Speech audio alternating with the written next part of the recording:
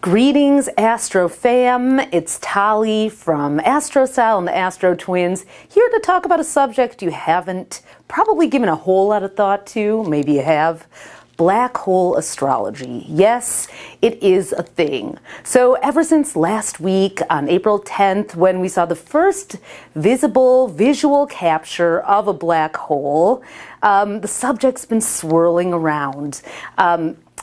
Teams of scientists from around the world actually showed us what a black hole looks like. This one is in the middle of the Virgo constellation, Virgo A, or the Messier 87 M87 galaxy. So, okay, there's a lot to talk about with black holes astronomically. But when it comes to astrology, well, what does this mean? So, the thing is, with astrology, we kind of operate by the principle of as above, so below.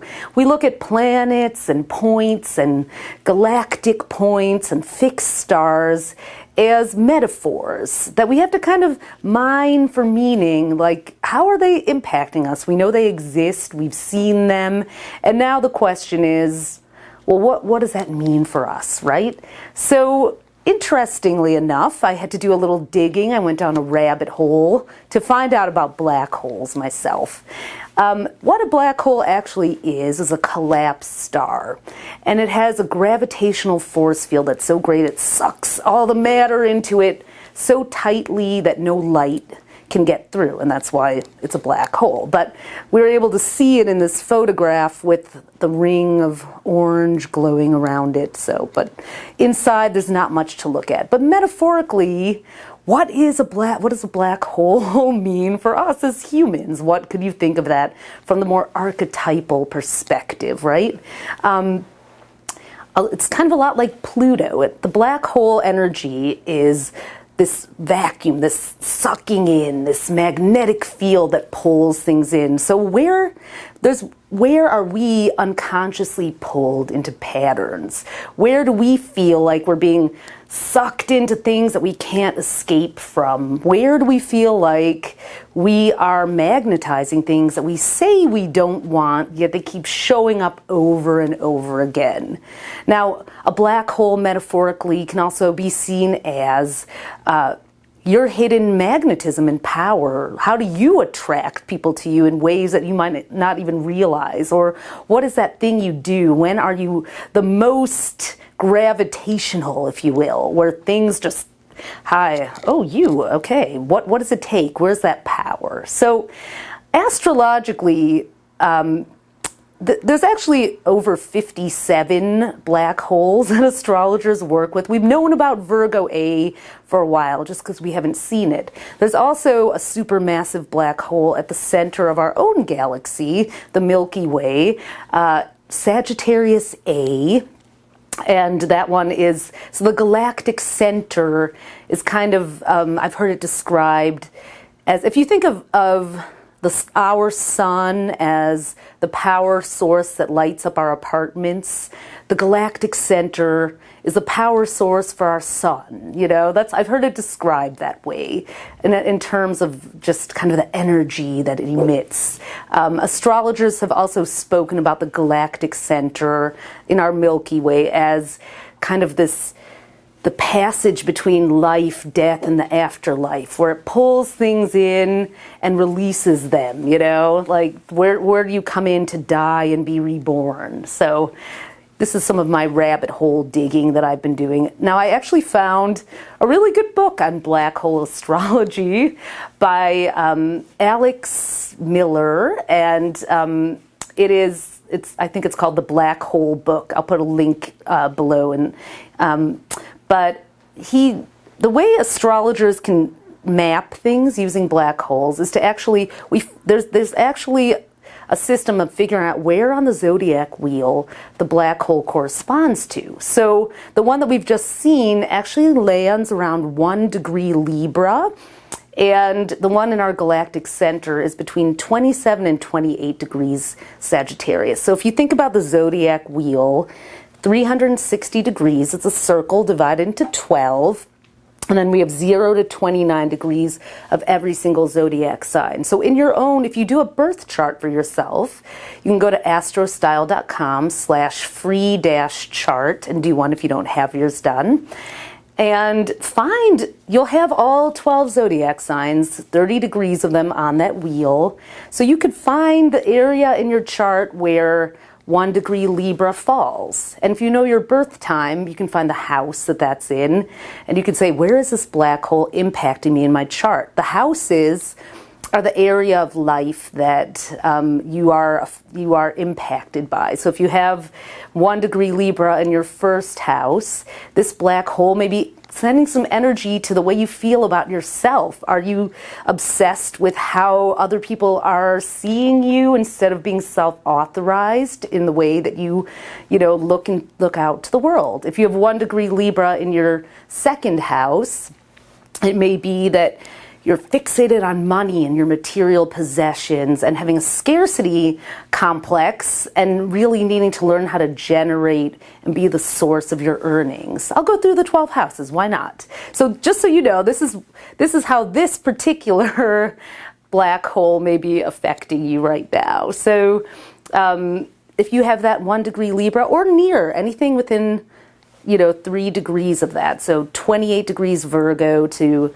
4 degrees Libra. You may be feeling that right now. So third house, watch your communication. Are you being manipulative? Are you pressuring people? Or are you letting go and letting people decide whether or not they want to say yes or no to you? If you have it in your fourth house, you may be really dealing with family obligations and people feeling like you have to give and give and give and not being able to say yes or no and then alienating your family or close relations because of that. In your fifth house, 1 degree Libra winds up there. You may have a little bit of a romance addiction thing you need to work through. Maybe you find that people are pulled to you or maybe you think that you have to use your appearance, your glamour, your prestige, or your money to attract people instead of actually, being your own self-expressed, free to be you and me self. In the sixth house, there's a sense of obligation and duty that could turn into a martyr complex if you don't give yourself the right to rest and take a break. Seventh house, if that 1 degree Libra is there. Now again, you'll have to run a chart for this and see and maybe ask a friend who's a little bit of an astro geek how to locate that on there. But a lot of you already know about your houses, so I figured it would be fine to get a little more advanced with this. And then we'll go back to the basics for people who aren't quite there yet. So seventh house, you may find that you're always feeling off balance in relationships, or you have a hard time maintaining them. You have a lot of mood swings, ups and downs, where you're in and out, push, pull, and that you need to kind of work on your relationship with yourself so you're not projecting onto a partner. In the eighth house, there may be a power struggle that you're constantly in. You walk into every room and you're like, they're better than me, they're worse than me, I'm better than them, and you need to actually start to see that everybody has a purpose, that everyone has something to offer, and that you don't have to be so competitive. In the ninth house, just a few more to go, there may be a sense where you always want to make something bigger and bigger and expand, and yet, then you get overwhelmed and you want to run away and quit. So you have to learn how to project manage so that things don't go overboard and get out of control. If you have that 1 degree Libra slice or within 3 degrees in your 10th house, you may be a little bit obsessed with status and judge people based on what they have instead of who they are inside, and maybe miss out on a lot of really great relationships. In the 11th house, you may be drawn to rebels without a cause, or find yourself becoming desperately seeking belonging and becoming more of a sheep in the flock instead of, being your own individual self and forming a tribe from there. And in the 12th house, you have to really be careful there that you're not attracting people who want to suck you dry, and that you actually create those relationships based on need and control as opposed to choice. So as you can see, a black hole can be, it really does show you, one of those unconscious shadows. It's that part of yourself that's really hard to see. And you could do the same thing that I just did by locating 27 to 28 degrees Sagittarius on your chart. That's the location of Sagittarius A, the black hole in our own galactic center. Another thing you can do is see if there's a planet that, in your birth chart, do you have a planet very close to one of those black holes? Now, again, there are 57 and probably more of them, many more that we haven't seen, but 57 that have been identified by astrologers, at least in the Black Hole book by Alex Miller, which is definitely a good read. I have it on my Kindle, and I'm gonna keep going deeper into it later on. But he actually talks about the black hole sun personality. No, it's not just a Chris Cornell song from the 90s. People who have their sun sign at a close degree to a black hole in their chart actually may have like this intense magnetism, or if it's aspected at a square or an opposition. Michael Jackson actually had a black hole sun. His sun was conjunct at the same degree of Virgo as one of the black holes. So magnetic personality, but a lot of mystery and shadows and what's going on there, and that you couldn't quite see, you couldn't quite tell who he really was, and we still can't, even though we can. Heath Ledger had sun opposite a black hole, and so plummeted into addiction. I forgot the aspect, but J.K. Rowling, the author of Harry Potter, has a black hole sun. So you can do the same thing with the moon. Like, again, I could go on, but each planet, the moon is our emotions. If your moon is close to 27 degrees Sagittarius or 1 degree Libra, well, maybe there's some deeper emotional work. You might need a therapist, or be someone who always needs to have a therapist because your own emotions are so mysterious to you. Or if Venus is there, love may always be a little bit of a mystery and a challenge.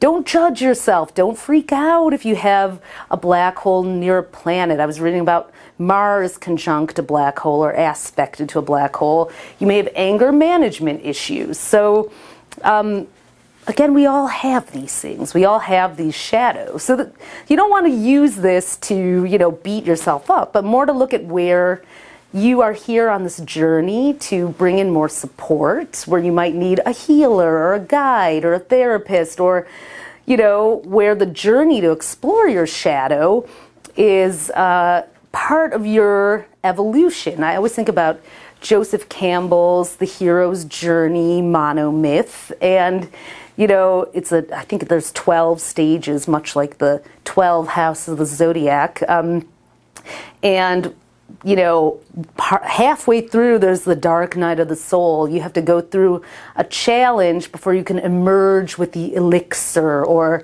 the enlightened, illuminated answer. So maybe black holes suck us in and force us to do our work, as we're here to move through the transformational alchemical experience of being a human being.